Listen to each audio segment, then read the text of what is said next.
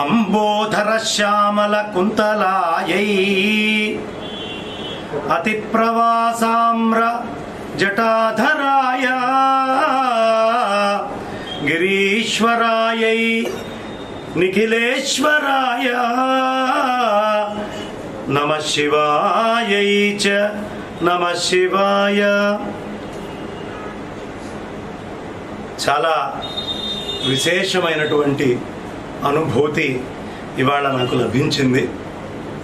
వేములవాడలో శ్రీ రాజరాజేశ్వర స్వామి, శ్రీ రాజరాజేశ్వరి అమ్మవారు, అనంత పద్మనాభ స్వామి, అలాగే శివ పరివారము, త్రిపుర సుందరీదేవి, ఇంతమంది దేవతల యొక్క అనుగ్రహాన్ని ఇక్కడ పొందగలిగాను.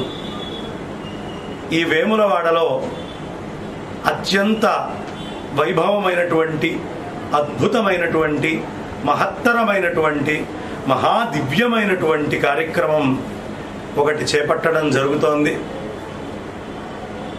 ఆదిశంకర భగవత్పాదాచార్యుల వారు, అయ్యా నేను విష్ణు భక్తుణ్ణి అంటే, నాన్న ఇదిగో ఈ విష్ణు స్తోత్రాలు చదువుకో. నేను శివభక్తుణ్ణండి, ఇదిగో ఈ శివ స్తోత్రాలు తీసుకోనన్న. లేదు నేను సూర్యనారాయణమూర్తి భక్తుణ్ణండి, సూర్య స్తోత్రాలు తీసుకో. అమ్మవారి భక్తుణ్ణండి, ఇదిగో అమ్మవారి స్తోత్రాలు. గణపతి భక్తుణ్ణి, గణపతి స్తోత్రాలు. సుబ్రహ్మణ్యుడి భక్తుణ్ణి, అంటే షణ్మతాల్ని స్థాపించినటువంటి మహానుభావుడు ఆదిశంకర భగవత్పాదాచార్యుల వారు.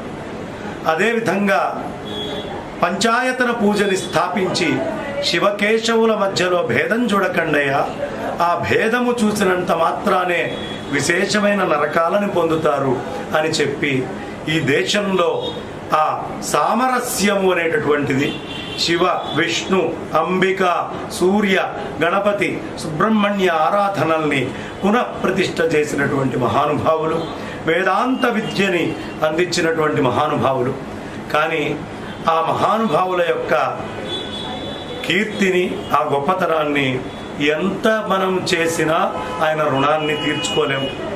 ఇక్కడి నుంచి ఓ 100 అడుగులో 1000 అడుగులో, ఓ 100 కిలోమీటర్లో 1000 కిలోమీటర్లో నడిచి నా అంతటి వాడు లేడు అని, నేను ధర్మాన్ని ఇంత ఉద్ధరించాను అనుకునేవాళ్ళు చాలామంది ఉన్నారు. కానీ ఆ సేతువు నుంచి కాలడిలో పుట్టి కాశ్మీరం దాకా కాలిడి 3 సార్లు ఈ భారతదేశాన్ని మొత్తాన్ని, అఖండ భారతాన్ని చుట్టుముట్టినటువంటి మహానుభావుడు కేవలం పాదయాత్రతో ఆదిశంకర భగవత్పాదాచార్యుల వారు. ఉపనిషత్తుల భాష్యం కావాలన్నా, లేదు మనందరికీ భగవద్గీత అర్థం కావాలి అన్నా, కాదండి బ్రహ్మసూత్రాలు చాలా తలమానికమైనవి, ఇవి అర్థం కావాలన్నా ఆదిశంకర్ల యొక్క అనుగ్రహం కావాలి.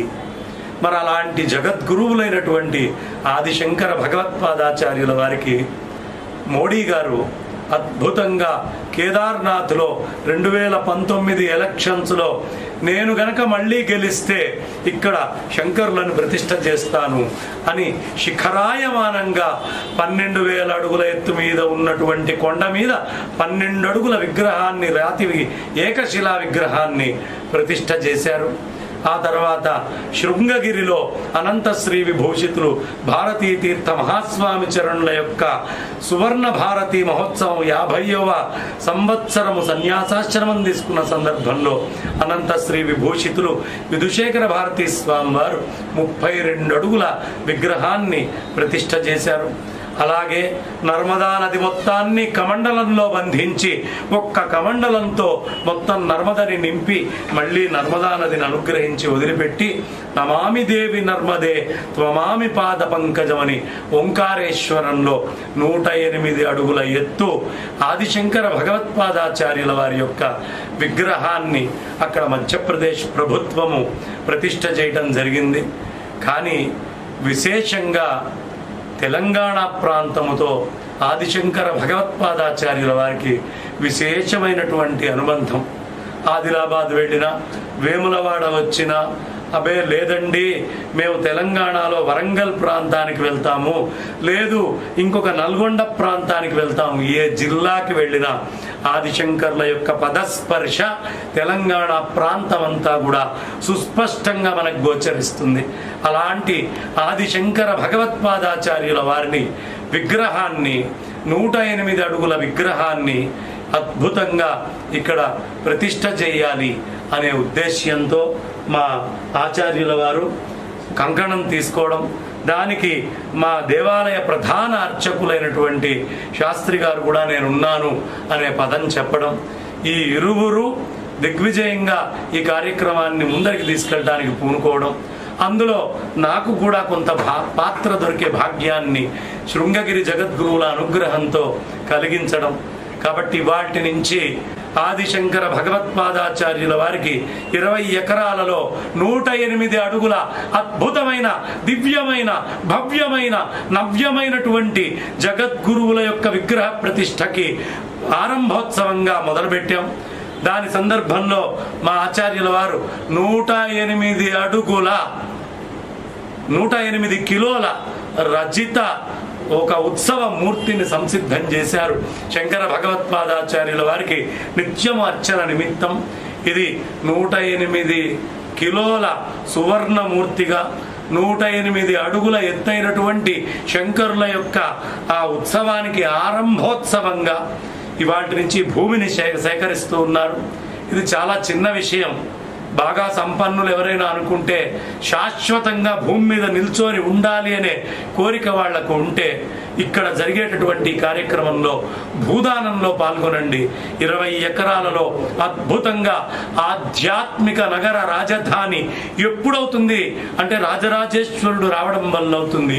మళ్ళీ ఆదిశంకర భగవత్పాదాచార్యుల వారి యొక్క విగ్రహ ప్రతిష్ఠ మాత్రము చేత వేములవాడ తెలంగాణ మళ్ళీ విద్యల రాజధానిగా వెలుగొందుతుంది. దానికి గుర్తుగా శంకర్లు రావాలి. అదేవిధంగా తెలంగాణ విద్యారణ్య వైదిక యూనివర్సిటీ విశ్వవిద్యాలయం ఒకటి ఇక్కడ ప్రతిష్ట చేయాలి తెలంగాణ ప్రభుత్వము. ఎందుకు చేయాలయ్యా అంటే తెలంగాణ గడ్డే యావత్ భారతదేశంలో విశ్వములో వేదాన్ని అర్థం చేసుకోవడానికి పురుటిగడ్డ. ఏమండి అంత మాట అన్నారు అంటే విద్యారణ్య యతీంద్రుల వారు అవిద్యారణ్య కాంతారే ప్రాణినాం భ్రమతాం సదా విద్యా మార్గోపదేష్టారం విద్యారణ్య గురుం భజే. విద్యారణ్య స్వామి వారు ఒక్కళ్ళకి మాత్రమే చతుర్వేద భాష్యకర్త అనే శ్రీ లభించింది. కాబట్టి 4 వేదాలకి భాష్యం రాసిన మహానుభావుడు ఈ తెలంగాణ గడ్డ మీదే పుట్టాడు. ఆయన పుట్టడమే కాదు 1972లో ఈ ఆలయంలో పెట్టిన చిత్రపటాలని చూస్తే కాకతీయుల తర్వాత మళ్ళీ ఈ రాజరాజేశ్వర క్షేత్రాన్ని పునః నిర్మాణం చేసింది విజయనగర స్టైల్లో ఉంటుంది. అది విద్యారణ్య స్వామి వారిచే స్థాపించబడ్డది. కాబట్టి వేదాలు ప్రపంచానికి అర్థం కావాలి అంటే విద్యారణ్యుల వారు కావాలి. విద్యారణ్యుల వారు కావాలి అంటే ఆయన ఆరాధ్యమైనటువంటి తెలంగాణ గడ్డకే అత్యంత ప్రతిష్టతో కూడి సాక్షాత్ కైలాసమే ఎక్కడ ఉంది అంటే తెలంగాణలో వేములవాడలో రాజరాజేశ్వరుడు రాజరాజేశ్వరి రూపంగా నెలకొని ఉంది అని చెప్పేట్టుగా ఉన్నటువంటి ఈ క్షేత్రములో ఆ శంకర భగవత్పాదాచార్యుల వారు అలాగే ఈ విద్యారణ్య వైదిక్ యూనివర్సిటీ ఈ 2 నిర్మాణం చేసుకోవాలి. ఎందుకు అంటే ఈ వేదాలకి గడ్డైనటువంటి ఈ భూమి మీద వైదిక్ యూనివర్సిటీ లేదు. కానీ చక్కగా మనకి ఆంధ్రలో ఆ తిరుమల తిరుపతి క్షేత్రములో క్షేత్రానికి కూడా అటాచ్ అవుతూ యూజీసీ యొక్క అంగీకారంతో ఒక వేద విద్యకి సంబంధించినటువంటి అద్భుతమైన యూనివర్సిటీ వైదిక్ యూనివర్సిటీ ఉంది. అలాగే మధ్యప్రదేశ్లో ఉంది.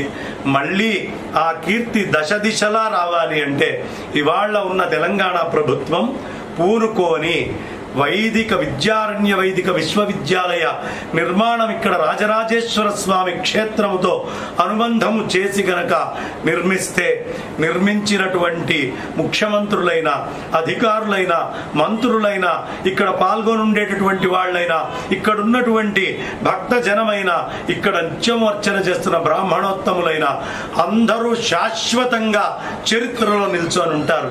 ఎప్పటికీ చరిత్రలో ఉండే పనులు కొన్నే ఉంటాయి. ఆ ఆ అవకాశం తక్కువ దొరుకుతుంది.